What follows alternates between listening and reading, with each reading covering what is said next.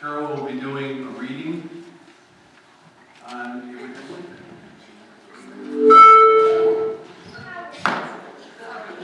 Right there.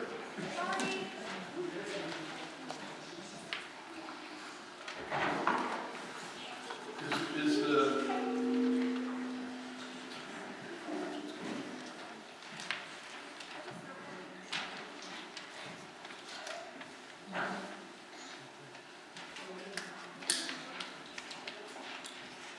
Good evening. Abraham Lincoln was a very talented man. As a young boy, he read everything he could get a hold of, and he seemed never to forget anything he read. Also, he listened to everything around him, and he also seemed never to forget anything he heard. His memory was like a grab bag full of treasures. All through his life, he could reach in and pull out a treasure. Just the right fact or story or anecdote that he needed to prove a point, to help him answer a question, or cheer up the people around him. He often kept a joke book or a book of humorous stories in his desk drawer. Some people asked, why does the president waste his time on jokes? But many people understood that Lincoln needed something to make him laugh. About a month after he became president, the Civil War began.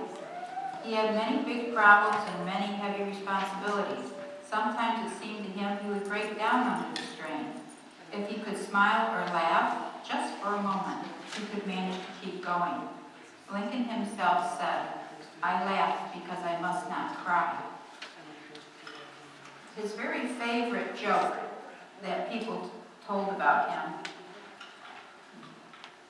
was about two Quaker women who were talking together and discussing the Civil War. And who would win it, President Lincoln for the United States or Jefferson Davis for the Southern rebel states? The first Quaker lady said, I think that Jefferson Davis is going to win.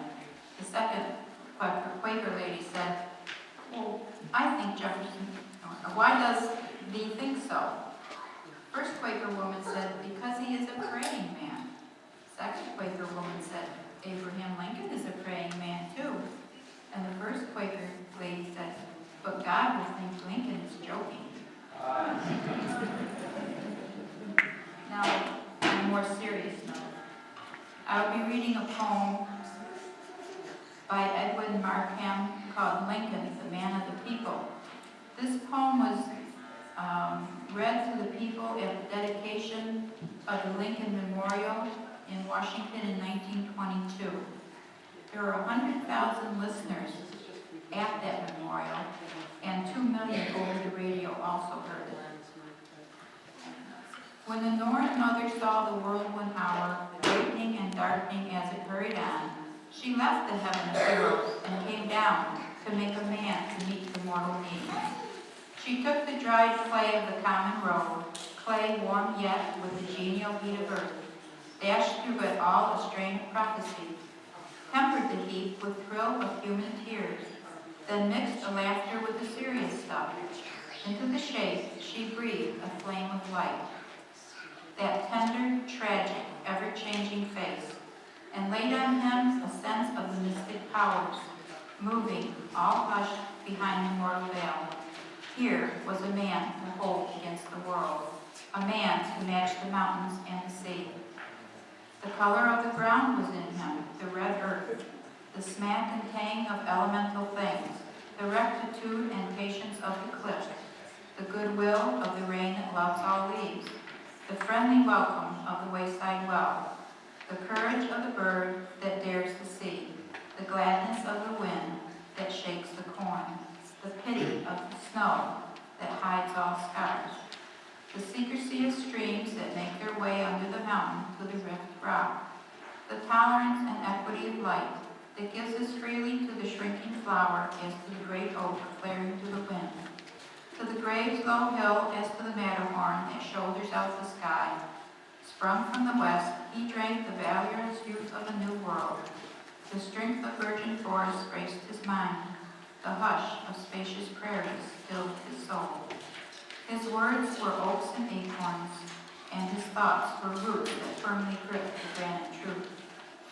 Up from log cabin to the Capitol, one fire on his spirit, one resolve, to send the keen axe to the root of wrong, clearing a free way for the feet of God, the eyes of conscience testing every stroke, to make his deed the measure of a man. He built the rail pile as he built the stake, pouring his splendid strength through every blow. That grip that swung the axe in Illinois was on a pen that set people free. So came the captain with the mighty heart, and when the judgment thunder split the house, wrenching the rafters from their ancient rest, he held up the ridgepole and spiked again the rafters of the home.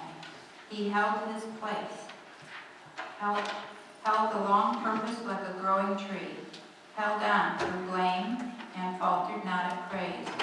And when he fell in whirlwind, he went down as when a lordly cedar, green with boughs, goes down with a great shout upon the hills and leaves a lonesome place against the sky.